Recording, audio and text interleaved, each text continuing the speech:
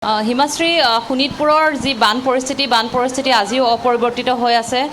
কালি ঠায়ে ঠায়ে বিভিন্ন অঞ্চলত আমি মথাউৰি ছিগা বা মূল পথ ছিগি যোৱাৰ বাতৰি পৰিৱেশন কৰিছিলোঁ। আজিও সেই পৰিস্থিতি অপৰিৱৰ্তিত হৈ আছে, কাৰণ ডিপুতা নৈৰ পানী এতিয়া ফেনে ফুটুকাৰে বাঢ়ি আছে। কালি নিশা পানী কিছু কমিছিলে যদিও আজি পুৱাৰ পৰা আকৌ পৰিস্থিতি আকৌ বেয়া হৈছে। গতিকে পানী বাঢ়িছে, লগতে যিসমূহ ঠায়ে ঠায়ে যিসমূহ মথাউৰি ছিগিছিল, সেই পথ ছিগিছিল, সেই অঞ্চলৰ পৰিস্থিতি কিন্তু এতিয়াও বেয়া। ১ নং ঘগৰা গাঁৱত উপস্থিত আছোঁ। ১ নং ঘগৰা গাঁৱত যি পৰিস্থিতি আছিলে কালি আমি দেখুৱাইছিলোঁ, আজি পৰিস্থিতি দেখুৱাবলৈ চেষ্টা কৰিছোঁ। মোৰ সতীৰ্থ আছে তিলক শৰ্মাই দেখুৱাব। ১ নং ঘগৰা গাঁৱত এইটো যি মূল পথ, এই মূল পথ কালি ডিপুতা নৈৰ বাঢ়নি পানীয়ে উটুৱাই নিছিল, যাৰ ফলত এতিয়া গাঁওবাসী আবদ্ধ হৈ পৰিবলগীয়া হৈছিলে নিজৰ ঘৰত।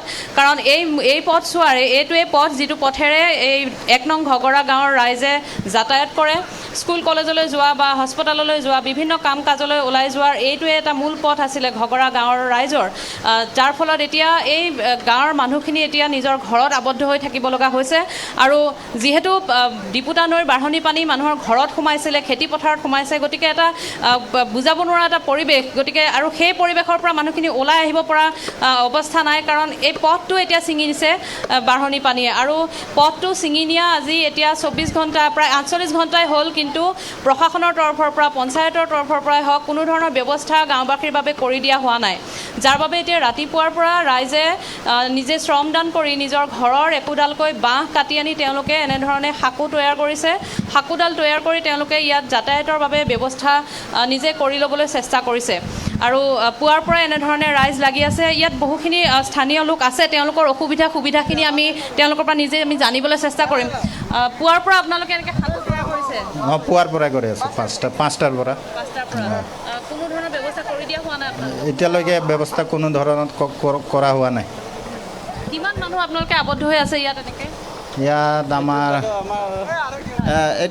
আমাৰ এইটো ঘগৰা গ্ৰাউণ্ড বুলি ক'লে নহয়, এইটো ৰাস্তা ভঙাৰ কাৰণে আমাৰ ৬-৭টা গাঁৱৰ মানুহ মানে এইটো অহা যোৱা কৰিব পৰা নাই মানে। কাৰণ ইয়াত এইফালে আমাৰ বাগানত আছে, নিউ ঘগৰা আছে, গুণ্ড্ৰাবিল আছে, নাহৰাণী আছে, এনেকৈ মিলাই মানে ৭টামান গাঁও আছে আমাৰ মানে। এই পথটো ভাঙি যোৱাৰ কাৰণে এতিয়া মানে বহুত অসুবিধাত পৰি আছোঁ। আৰু এইটো পথ ব্যৱহাৰ কৰিয়ে গোটেই মানুহখিনি অহা যোৱা? হয়, গোটেই মানুহখিনি এইটোতে অহা যোৱা কৰে।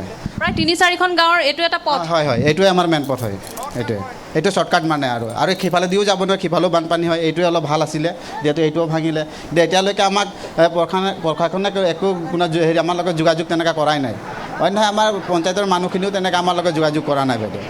সেইটোৱে আৰু আপোনালোকে সেইকাৰণে নিজে কৰি আছোঁ। এনে কালি সুধিছিলোঁ আমাৰ যিজন আমাৰ বৰচলা সমষ্টিৰ গণেশ লিম্বু ডাঙৰীয়া আহিছিলে বুলিকে ক'লোঁ, কিন্তু মই আমাৰ আমাৰ এই মণ্ডল প্ৰেচিডেণ্ট এজন মুকুল খুদ দাদাক ফোন কৰিছিলোঁ। তেখেতে ক'লে যে বোলে আমাৰ ইফালে অহাৰ কাৰণে গাড়ীৰ অসুবিধা, বোলে ৰাস্তা বেয়া, সেইকাৰণে সিহঁতে আহিব নোৱাৰিলে। খালি মোক কণ্টেক্ট কৰিছিলে, তেতিয়া মই ফটোখিনি দিছোঁ আৰু ইমানটোৱে। আৰু ইয়াত পথৰ অসুবিধাৰ বাবে বিধায়কে আপোনালোকৰ খবৰ ল'বলৈ অহা নাই? মানে গাড়ী সোমাবলৈ তেনেকৈ ৰাস্তাই নাই আমাৰ ইয়াত আহিবৰ কাৰণে। সেইকাৰণে আহিব পৰা নাই। ইয়াত বিধায়কৰ বিৰুদ্ধে বা জনপ্ৰতিনিধিৰ বিৰুদ্ধে আমি অভিযোগ প্ৰায়ে শুনিবলৈ পাওঁ। এই যি আপোনালোকৰ এইবাৰ যি বানপানী, এইটোৱে প্ৰথম নহয়, বাৰে আপোনালোকৰ বাৰে হৈ থাকে। আৰু ঘৰতো পানী সোমায়? ঘৰতো পানী সোমায়। এইবাৰো সোমাইছিলে নি মানুহ? এইবাৰো সোমাইছে গোটেই ঘৰত সোমাইছে মানুহ, পুৰা মানুহৰ ঘৰত সোমাইছে। এগৰাকী বাইদেউ আছে, আপুনি কামলৈ গৈছিলে নেকি? হয়, কামত গৈছিলোঁ। ক'ত কাম কৰে? এয়াৰফ'ৰ্চত। হয়। কিমান সময়ত গৈছে? ৰাতিপুৱা ৮টা বজাত গৈছিলোঁ। তাৰপৰা ইয়াত পাৰ হওঁতে দেৰি হৈ গ'ল, তাৰপৰা কাম নাপালোঁগৈ।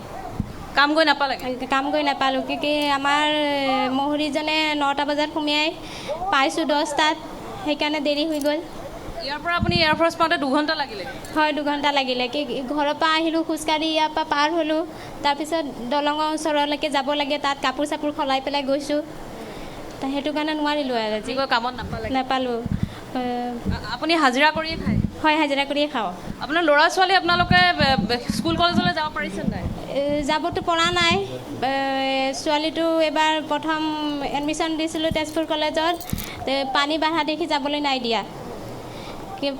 সৰু আছে, পানীও পাৰ হ'বলৈ ভয় লাগে নহয়, সেইটো কাৰণে। ইয়াৰ পৰা আপোনালোকে কেনেকৈ অহা যোৱা কৰে? মানে ইয়াৰ পৰা খোজকাঢ়ি যায়? খোজকাঢ়ি যাওঁ। হয়, খোজকাঢ়ি যাওঁ। ইয়াৰ পৰা খোজকাঢ়ি বিন্দুগুৰিলৈকে যায়? হয়, বিন্দুগুৰিলৈকে যায়।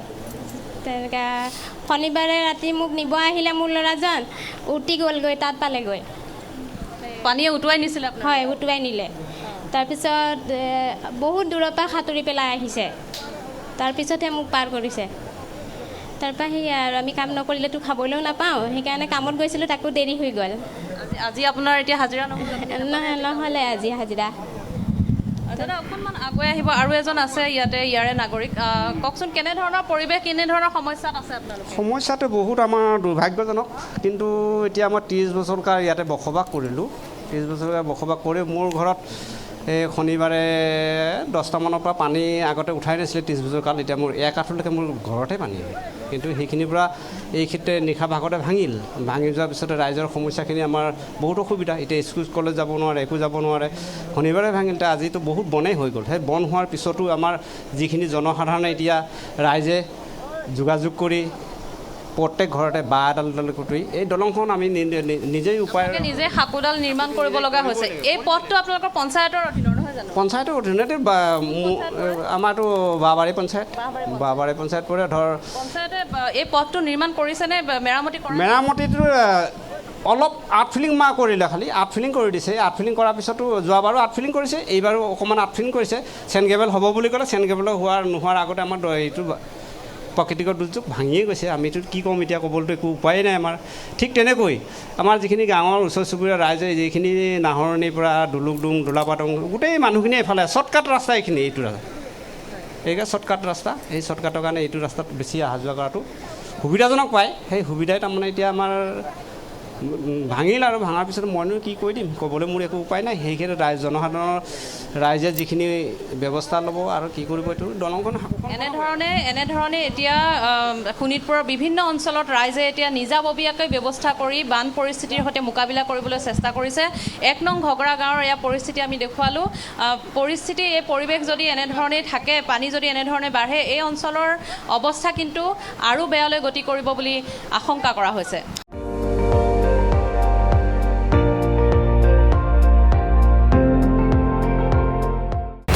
আপুনি চাই আছে ND24, সৰ্বশ্ৰেষ্ঠ নহয়, সৰ্বোত্তমৰ দৌৰত।